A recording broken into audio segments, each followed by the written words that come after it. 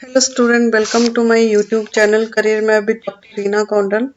So today I am coming with another new video.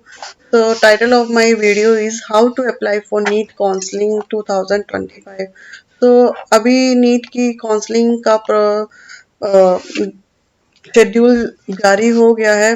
तो सबसे पहले स्टूडेंट को ये समझना होगा कि काउंसलिंग नीट की काउंसलिंग कितने टाइप की होती है और वो काउंसलिंग वो कैसे करवा सकते हैं। स्टूडेंट सबसे पहले मैं यहाँ पे डिस्कस कर रही हूँ कि आपके सारे डाउट क्लियर हो जाए काउंसलिंग को लेके। आप सबके पास नीट का स्कोर कार्ड है, राइट स्टूडेंट? तो सबने अपनी अपनी रैंक चेक कर ली होगी। तो स्टूडेंट जो नीट का स्कोर कार्ड है उसी के बेस पे अब आपकी काउंसलिंग होगी। तो काउंसलिंग जो होती है वो 3 टाइप की काउंसलिंग होती है, राइट स्टूडेंट? तो पहली है ऑल इंडिया रैंक काउंसलिंग, दूसरी है स्टेट रैंक काउंसलिंग, तीसरी है category wise, right right student? So all India rank की जो काउंसलिंग होती है वो कौन सी होती है, स्टेट रैंक का क्या मतलब होता है या कैटेगरी वाइज का क्या मतलब है नीट में एडमिशन लेने के लिए। सो नीट के थ्रू एडमिशन लेने के लिए आज मैं वही डिस्कस करूंगी ताकि मैं आपके सारे डाउट क्लियर कर सकूं। स्टूडेंट सबसे पहले मैं यहाँ पे ये डिस्कस करूंगी कि कितने टाइप की काउंसलिंग होती है और वो काउंसलिंग कैसे होती है। स्टूडेंट सबसे पहले आपकी काउंसलिंग आती है एमसीसी की काउंसलिंग, राइट स्टूडेंट? तो एमसीसी की काउंसलिंग में एमसीसी की काउंसलिंग जो होती है वो mainly MBBS, BDS, BSc nursing के लिए होती है। जो एमबीबीएस, बीडीएस, बीएससी नर्सिंग के लिए एडमिशन लेना चाहता है स्टूडेंट, तो उसको एमसीसी की काउंसलिंग करानी होती है। एमसीसी की काउंसलिंग वैसे बहुत इंपॉर्टेंट होती है। तो ये रैंक के अकॉर्डिंग आप अपनी काउंसलिंग करवा सकते हैं और ये ऑल इंडिया रैंक के बेस पे होती है। ये जो काउंसलिंग होगी वो ऑल इंडिया रैंक के बेस पे होती, राइट? तो सेकंड है हमारे पास स्टेट काउंसलिंग, इसके बारे में मैं बाद में डिस्कस करती हूँ लास्ट में। थर्ड है हमारे पास वेटरनिटी काउंसलिंग। तो वेटरनिटी काउंसलिंग में क्या है, बीपीटी आप करते हो और ये काउंसलिंग भी ऑल इंडिया रैंक के बेस पे होती है। देन हमारे पास है आयुष काउंसलिंग। तो आयुष काउंसलिंग जब होती है तो आप B pharmacy, B M S, B H M S, B M S, B S M S, B N Y S, ये सारे कोर्सेज के लिए आयुष काउंसलिंग होती है और ये भी ऑल इंडिया रैंक के बेस पे ही होती है। और लास्ट में है आपके पास आईपीयू काउंसलिंग।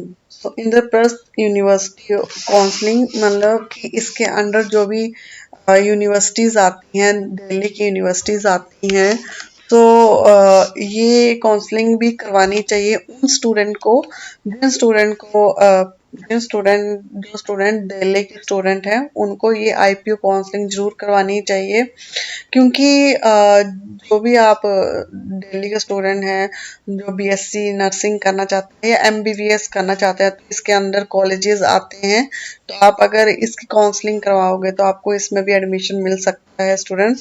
तो ये जो आईपीयू काउंसलिंग होती है ये ऑल इंडिया रैंक के बेस पे होती है, प्लस इस पे जो होता है दिल्ली के लिए सीट रिजर्व होती है, दिल्ली के स्टूडेंट के लिए सीट रिजर्व होती है, राइट स्टूडेंट? तो ऑल इंडिया रैंक के बेस में इसमें केवल 50% ही सीटें फिल होती हैं। स्टूडेंट मार्क द पॉइंट, जब आप आईपीयू काउंसलिंग फिल करते हो ये दिल्ली के स्टूडेंट के लिए बहुत इंपॉर्टेंट काउंसलिंग है। और आप अगर एडमिशन लेना चाहते हो स्टूडेंट तो 85% सीट होती हैं वो रिजर्व होती हैं दिल्ली के स्टूडेंट के लिए। तो जो दिल्ली के कॉलेजेस हैं, यूनिवर्सिटीज हैं, जो इसके अंडर कॉलेजेस वगैरह आते हैं, तो आपको ये काउंसलिंग करवानी ही करवानी है, राइट स्टूडेंट?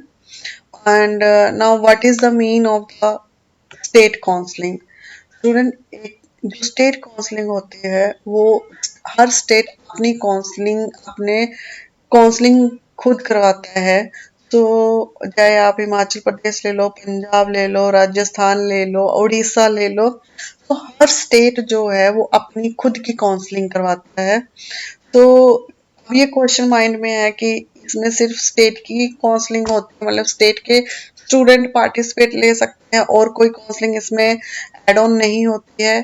तो स्टूडेंट इसमें जो होता है, जो स्टेट की काउंसलिंग होती है, और आप जो भी कॉलेजेस देख रहे हैं अपने स्टेट में और वो अच्छे कॉलेज हैं और आपने NIRF रैंक उनका चेक किया है और आप उसमें एडमिशन लेना चाहते हो, तो स्टेट काउंसलिंग आपको करवानी ही करवानी है, राइट स्टूडेंट। फॉर एग्जाम्पल, अगर ऑल इंडिया रैंक आपका अब 1200 है, राइट स्टूडेंट, या 1200 आपका ऑल इंडिया रैंक है, और आप अगर स्टेट काउंसलिंग में जाते हो तो स्टेट काउंसलिंग में आपका रैंक फर्स्ट आ सकता है या सेकंड आ सकता है। वो डिपेंड करता है कि कितने स्टूडेंट ने स्टेट काउंसलिंग में पार्टिसिपेट किया है, राइट स्टूडेंट।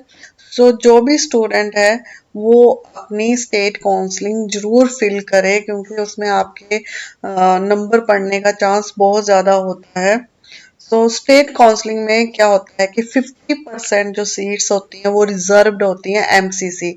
एमसीसी जो है वो एडमिशन करवाता है स्टेट काउंसलिंग में 50% सीट के लिए। एमसीसी की काउंसलिंग के थ्रू स्टेट काउंसलिंग में 50% सीटें फिल होती हैं और 85% सीट्स जो है वो स्टेट के स्टूडेंट के लिए होती हैं। तो स्टूडेंट, ये स्टेट काउंसलिंग बहुत ही इम्पोर्टेंट है, आप इसको जरूर फिल करें, राइट स्टूडेंट। तो जब आप काउंसलिंग फिल करेंगे स्टूडेंट, तो आप आपके पास सबसे पहले यहाँ पे एमसीसी काउंसलिंग जो है, आप यहाँ पे एमसीसी की काउंसलिंग चेक कर लें। उसमें एमसीसी की काउंसलिंग में आपको ये दिख जाएगा कि, हाँ, यहाँ पे ये दिख जाएगा कि क्या शेड्यूल है।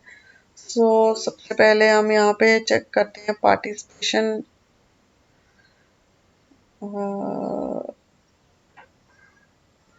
शेड्यूल। सो आप यहाँ पे शेड्यूल चेक कर सकते हो, डीम्ड यूनिवर्सिटी का, सेंट्रल स्टेट कोटा का, ये सारा शेड्यूल दिया हुआ है काउंसलिंग के बारे में।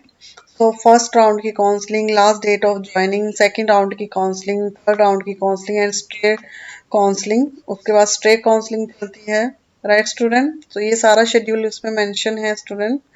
सो यहाँ पे ये स्टूडेंट चेक कर सकते हो आप, रजिस्ट्रेशन अभी 21 जुलाई से स्टार्ट होगी आपकी एमसीसी काउंसलिंग के लिए।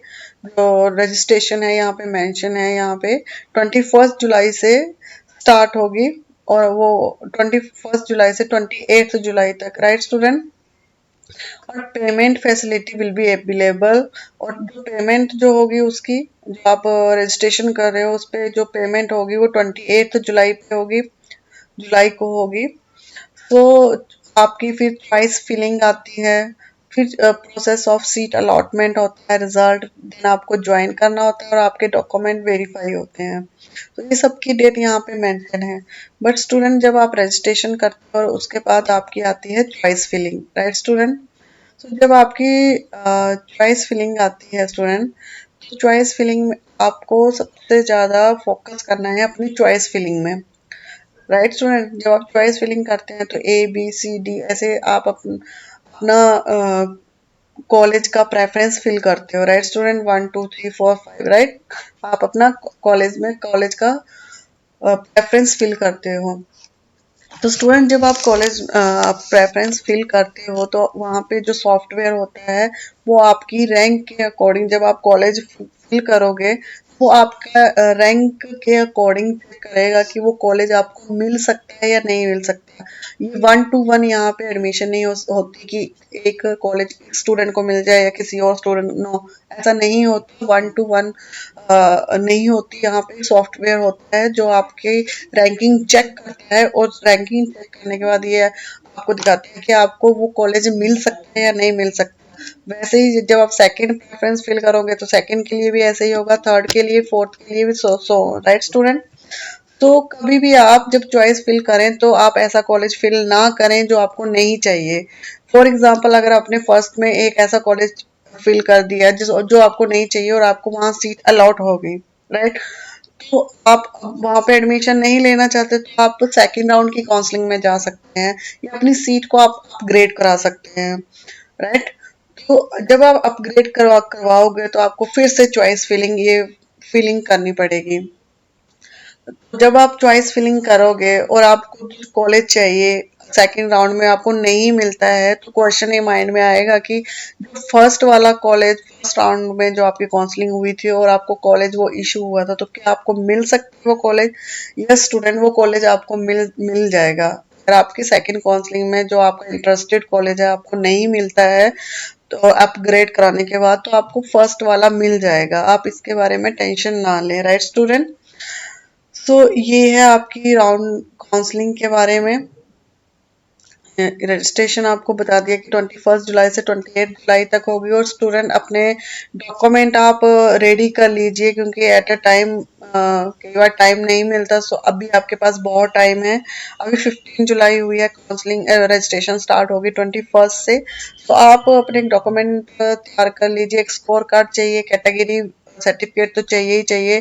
कैटेगरी मैंने एक आपके साथ यहाँ पे डिस्कस किया था, जो कैटेगरी वाइज जो क्या मीनिंग है कैटेगरी वाइज। जब भी आप एडमिशन लोगे तो कैटेगरी के अकॉर्डिंग, जैसे SC ST OBC जनरल, ऐसे कोटा के अकॉर्डिंग वहां पे सीट्स होंगी, right student. Category wise seats होंगी, चाहे आप MCC का ले लो, चाहे स्टेट रैंक स्टेट में ले लो, या फिर आयुष में ले लो, या IPO, जहां भी आपको काउंसलिंग करानी है और फिर आपको एडमिशन लेनी है, तो हर जगह पे कैटेगरी मेंशन होती है, राइट। तो किस कैटेगरी में कितनी सीट्स फिल होंगी ये भी मेंशन होता है। फॉर एग्जांपल OBC के कैंडिडेट है, राइट। तो OBC के कैंडिडेट हैं और वहाँ पे फॉर एग्जांपल मैं एग्जांपल ले रही हूँ, वहाँ पे 50% किसी कॉलेज में, एम्स ले लो, एम्स में 50% OBC के लिए रिजर्व्ड है, तो वहाँ पे OBC के ही स्टूडेंट को एडमिशन मिलेगी, वहाँ पे SC और ST के स्टूडेंट को एडमिशन नहीं मिलेगी। तो स्टूडेंट अपने जो भी डॉक्यूमेंट है वो रेडी कर लीजिए आप, राइट। कैटेगरी है, स्कोर का एक स्कोर कार्ड चाहिए आपको, तो ये सारे डॉक्यूमेंट आप रेडी कर लीजिए। कैटेगरी वाइज का मीनिंग वही है कि आपकी जब काउंसलिंग होगी तो आपकी कैटेगरी वाइज आपको काउंसलिंग में एडमिशन मिल सकता है, उसका भी बेनिफिट आपको मिल सकता है। स्टूडेंट ये तो शेड्यूल था। सो मैं अगेन MCC यहाँ पे आ रही हूँ। तो स्टूडेंट आपको में अब फीस कैसे चेक करनी है कि कितनी फीस है, किस कॉलेज की कितनी फीस है। सो आप सिंपली यहाँ पे क्या कर सकते हो, पार्टिसिपेटिंग इंस्टीट्यूट डिटेल्स UG 2024 यहाँ पे क्लिक कर देना आप, ठीक है।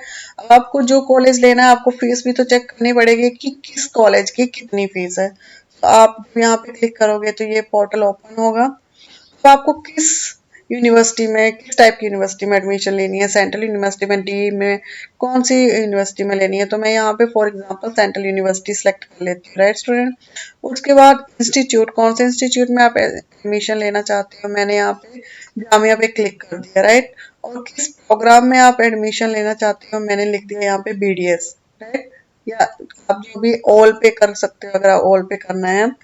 स्टूडेंट यहाँ पे आप देख सकते हो, यहाँ पे प्रोफाइल दिया है, यहाँ पे बॉन्ड स्टेटस, तो आप यहाँ पे व्यू प्रोफाइल चेक कर सकते हो। नेम ऑफ द कॉलेज दिया है, amount to be paid, hostel fees, okay. यहाँ पे इन्होंने इस बार नहीं दिया है क्योंकि इस बार ये गवर्नमेंट, इस बार ये बोला गया है कि आपको सारी की सारी फीस के बारे में बताना है, चाहे वो ट्यूशन फीस हो या हॉस्टल फैसिलिटी की कोई भी फीस है, जो भी है वो आपको सारा बताना है, ठीक है स्टूडेंट।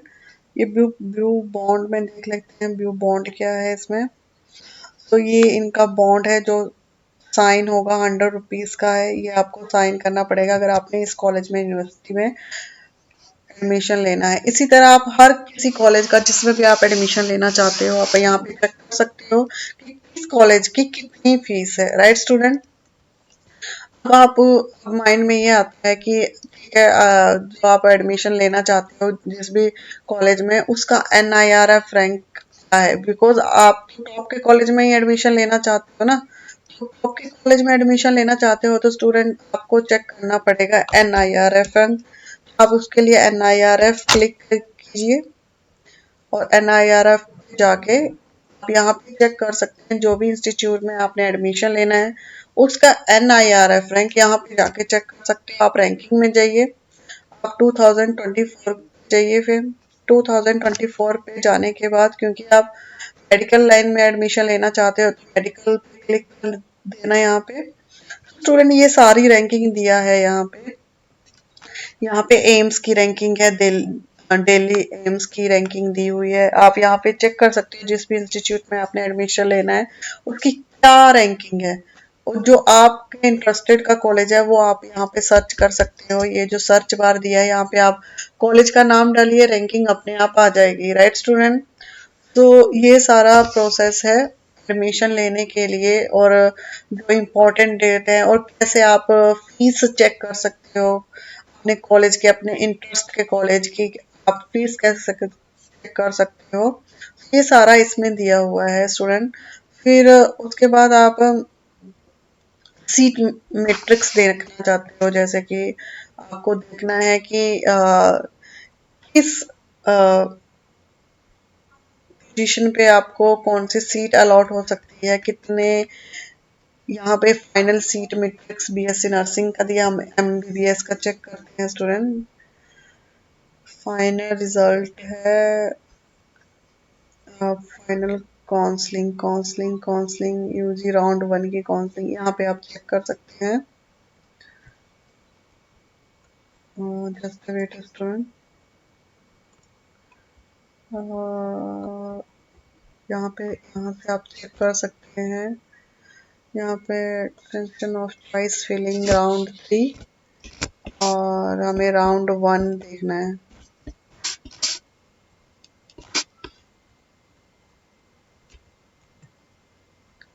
राउंड 1 भी यही होना चाहिए अगर राउंड 3 है। ओके, नोटिस फॉर एक्सटेंशन ऊपर होगा, राउंड 2 है।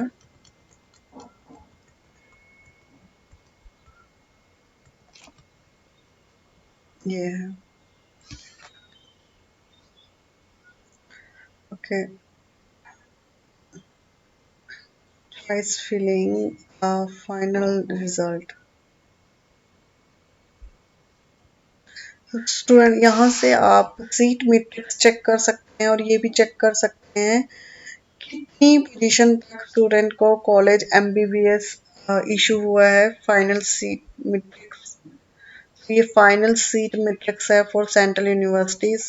राइट स्टूडेंट, सो यहाँ पे आप चेक कर सकते हो ओपन, फिर जनरल, एससी एसटी कैटेगरी के लिए, और ये प्रोग्राम भी एमबीबीएस है, तो यहाँ पे आप जाके सारा डिटेल चेक कर सकते हो स्टूडेंट। राइट, तो अब आप सेकंड है कि आप यहाँ पे आयुष की काउंसलिंग के रिगार्डिंग कैसे आप चेक करोगे आयुष काउंसलिंग। तो आयुष काउंसलिंग के लिए आप सिंपली टाइप करना आयुष काउंसलिंग, तो यहाँ पे ये आ जाएगा, पोर्टल ओपन हो जाएगा। यूजी काउंसलिंग में जाके क्लिक कर सकते हैं आप।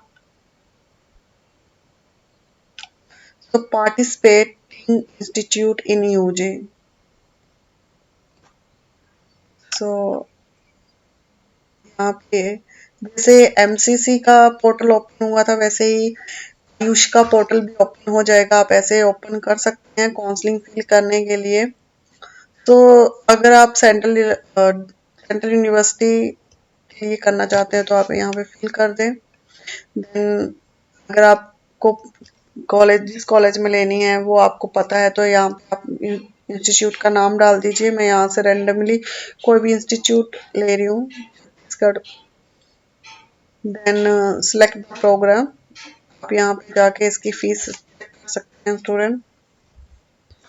तो यहाँ पे ये सारा हॉस्टल फीस के बारे में दिया है, कॉलेज फीस दिया है, college fees status, bond amount status, ये सारी डिटेल यहाँ पे दी है। अगर आप आयुष की काउंसलिंग कराना चाहते हो तो यहाँ पे सारी डिटेल दी हुई है। और यहाँ पे काउंसलिंग और एडमिशन है, यहाँ पे आप चेक कर सकते हो। राइट स्टूडेंट, और अब स्टेट काउंसलिंग कैसे होगी। तो फॉर एग्जांपल अगर मैं हिमाचल की स्टेट काउंसलिंग में एडमिशन लेना चाहती हूँ तो आप सीधा HP state counselling Himachal Pradesh NEET counselling आप क्लिक कीजिएगा। राइट स्टूडेंट, फिर आप एडमिशन में जाइएगा, यहाँ पे मैंने वही क्लिक किया है, Himachal Pradesh admission counselling for NEET. तो ये एडमिशन में जाके अप्लाई, आप किसके लिए अप्लाई करना चाहते हैं? फॉर एग्जांपल मैं MBS M BSc nursing course के लिए अप्लाई करना चाहती हूँ, BMS BHMS किसी के लिए भी, UG काउंसलिंग के लिए मैं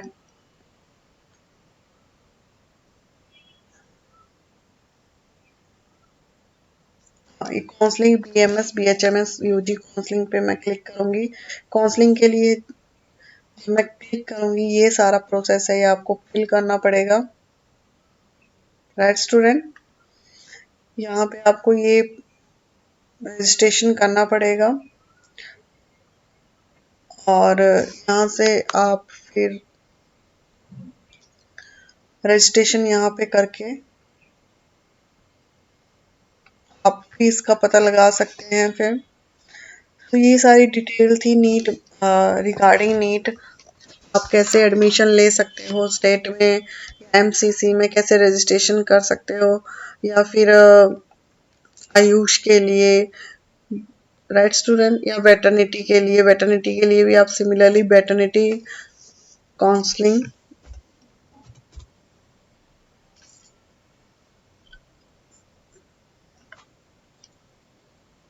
वेटर्निटी के लिए वेटर्निटी काउंसलिंग में आप क्लिक कीजिएगा। ये यहाँ पे फर्स्ट ऑप्शन में आ गया, वेटर्निटी council of India admission and E counselling. Right student, तो यहाँ पे दिया हुआ है, तो इसमें भी आप यहाँ पे व्यू मोर में देखते हैं अगर कुछ दिया है, यहाँ पे नहीं दिया है। ठीक है student, information schedule no, seat matrix, allotment result, vacant seat अभी तक, या how to register and log in. So आपको यहाँ पे भी वेटर्निटी अगर इसमें एडमिशन लेना है तो पहले आपको यहाँ पे लॉग इन करना पड़ेगा। राइट स्टूडेंट, तो ये सारी डिटेल थी। आई होप आपको मेरा ये वीडियो पसंद आया हो और आपको गाइडिंग लगा हो। अगर वीडियो अच्छा लगा है तो प्लीज़ इसको लाइक शेयर सब्सक्राइब करना ना भूले। अगर आपके माइंड में कोई भी क्वेश्चन है तो आप मेरे से पूछ सकते हैं। Thank you very much.